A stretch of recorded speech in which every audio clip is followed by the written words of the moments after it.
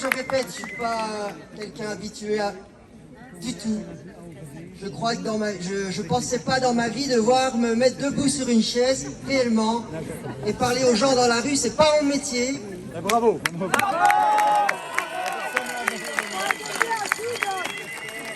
Mon métier c'est réanimateur, donc anesthésiste réanimateur, et je travaille encore, je fais encore ce métier. Et aujourd'hui, c'est mon devoir, je prends ça comme un devoir. J'ai pas envie d'être là, non pas parce que je sens que c'est pas nécessaire, mais c'est parce que je ne suis pas quelqu'un qui aime se mettre en scène devant autant de gens. Voilà, mais je sens ce désespoir qu'il y a partout. J'ai tous les jours des demandes de personnes, et ça c'est une réalité que les médias nient. Mais j'ai tous les jours, moi, ils peuvent m'accompagner s'ils veulent, des demandes alors que je suis anesthésiste réanimateur et pas médecin généraliste. J'ai tous les jours des demandes de gens, vous, qui me demandez comment est-ce que je peux me soigner. Mon médecin traitant ne veut pas me soigner. Parce que... Je ne dis pas où parce que je ne cherche pas à critiquer mes confrères, je cherche à souligner une réalité, en tout cas. Et j'en ai assez de l'avoir nié dans les médias, voire dans la société en général, parce que c'est une réalité, je ne suis pas le seul, il y a David, il y a des personnalités qui ont pris la parole. Je suis bien placé pour savoir également qu'il y a d'autres médecins qui n'osent pas, mais qui n'en pensent pas moins. J'ai encore eu aussi des médecins qui m'ont dit heureusement que vous avez pris la parole, moi c'est quand même en octobre 2020, j'ai été licencié de ma place pour ça. Et donc, oui, c'est un peu logique. Et donc j'ai des médecins qui me disent, on n'oserait pas faire ce que vous avez fait, mais on pense comme vous. Mais oui. C'est à dire parce que ça peut aider les gens de croire, et des médecins, il y en a peut-être ici ou chez eux, qui croient être seuls, c'est pas vrai. Alors je tiens à parler, on a parlé de Covid soins pour les gens, parce que moi c'est la mort dans l'âme que très souvent je ne prends pas mon téléphone, sinon je ne ferai plus que ça.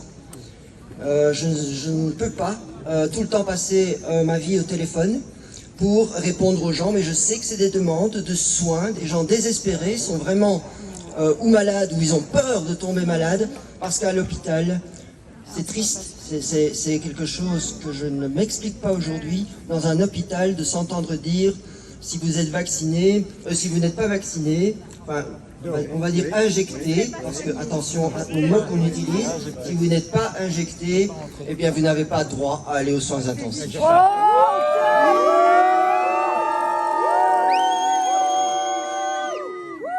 C'est quelque chose que je ne comprends pas, non seulement qu'on puisse dire ça, mais que ce ne soit pas sanctionné, car on peut remonter à d'autres périodes ou vis-à-vis d'autres catégories de personnes qu'on n'aimerait pas soigner.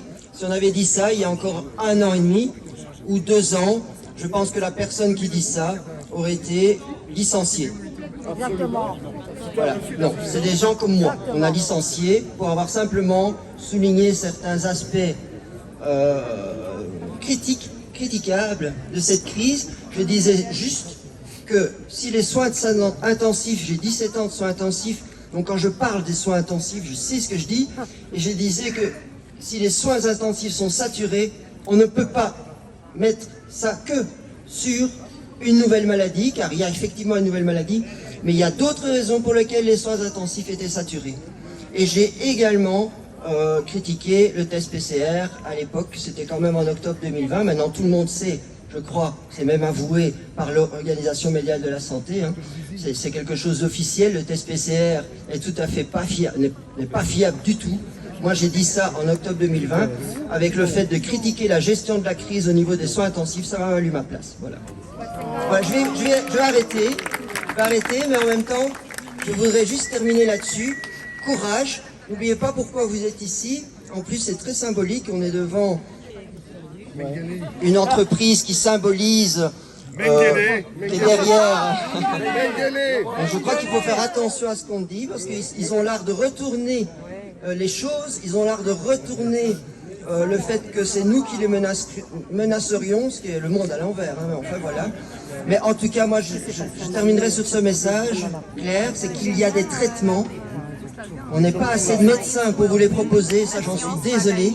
Mais il y a des traitements simples contre la maladie et éventuellement contre les effets liés au vaccin qui sont liés. Hein. Mais n'oubliez pas, et moi je terminerai là-dessus, il y a plein de mamans ici. Pourquoi pas les papas, vous me direz, mais je pense que les mamans, c'est des lionnes avec leurs enfants.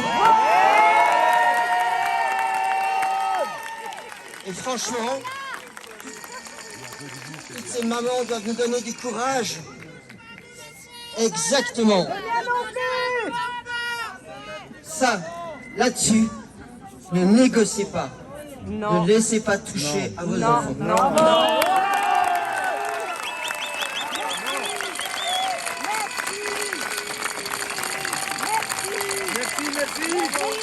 Pascal, tu as raison. Tu as dit il y a 2 secondes. Donc il a dit il y a 2 secondes avec raison, c'est une nouvelle maladie. Mais, la façon de prendre en charge cette nouvelle maladie, elle est la même que les autres. Donc ça veut dire un coup de téléphone, puisqu'on dit le téléphone, mais maintenant c'est le téléphone pleure quasiment. Mais un coup de téléphone, on reçoit le patient, on l'écoute, on l'examine, on fait les examens qu'il faut, il y a un traitement, il y a le suivi, et c'est tout. Et c'est tout. C'est tout.